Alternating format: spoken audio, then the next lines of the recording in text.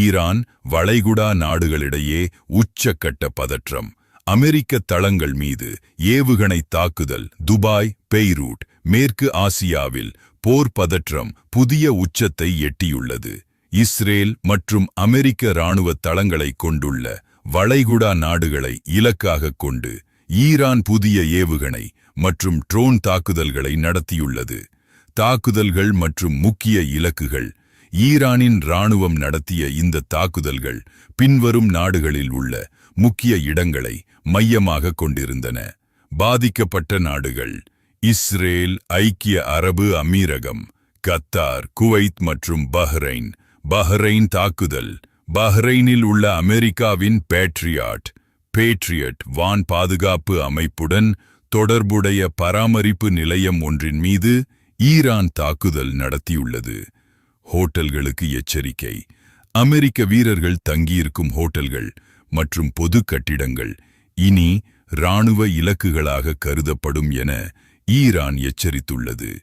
அமெரிக்க வீரர்களுக்கு தங்குமிடம் வழங்க வேண்டாம் என வளைகுடா நாடுகளுக்கு ஈரான் நேரடி எச்சரிக்கை விடுத்துள்ளது. ஈரானின் நிலைப்பாடு மற்றும் உரிமை கோரல். ஈரான் தனது இராணுவ பலத்தை வெளிப்படுத்தும் வகையில் அதிரடி அறிவிப்புகளை வெளியிட்டுள்ளது. முழுமையான தயார் நிலை, தரைவழி தாக்குதல் உள்ளிட்ட எந்தவொரு போர்ச் சூழலையும் எதிர்கொள்ள தயாராக இருப்பதாக ஈரான் இராணுவ தரப்பு தெரிவித்துள்ளது. வெற்றி அறிவிப்பு. ஒட்டுமொத்த வளைகுடா பிராந்தியமும் தனது கட்டுப்பாட்டில் வந்துவிட்டதாகவும் இது ஈரானுக்கு கிடைத்த மாபெரும் வெற்றி என்றும் ஈரானிய தூதர் உரிமை கோரியுள்ளார். ஹோர்முஸ் நீரிணை. அமெரிக்காவும் இஸ்ரேலும் தற்போது ஹோர்முஸ் நீரிணையை ஸ்ட்ரைட் ஆஃப் ஹோர்முஸ் திறந்து வைப்பதிலேயே தங்களது முழு கவனத்தையும் செலுத்தி வருவதாக ஈரான் சுட்டிக்காட்டியுள்ளது. சர்வதேச எதிர்வினைகள் மற்றும் போராட்டங்கள். இந்த தாக்குதல்கள் சர்வதேச அளவில் பெரும் அதிர்வலைகளை ஏற்படுத்தியுள்ளன. அமெரிக்காவின் எச்சரிக்கை. ஈரானின் அணு ஆயுதங்கள் மற்றும் ஏவுகணை தளங்களை அழிப்பதற்கு அமெரிக்க படைகளுக்கு முழு சுதந்திரம் வழங்கப்பட்டுள்ளதாக முன்னாள் அதிபர் டொனால்ட் ட்ரம்ப் தெரிவித்துள்ளார். பெய்ரூட் போராட்டம்.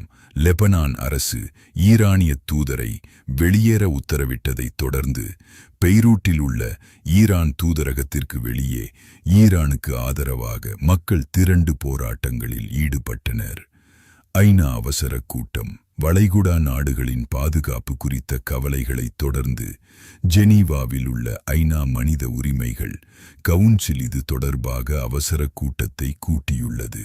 தற்போது நிலவும் இந்த மோதல் போக்கு ஒரு முழுமையான பிராந்திய போராக வெடிக்கக்கூடும் என்ற அச்சம் உலக நாடுகளிடையே மேலோங்கியுள்ளது.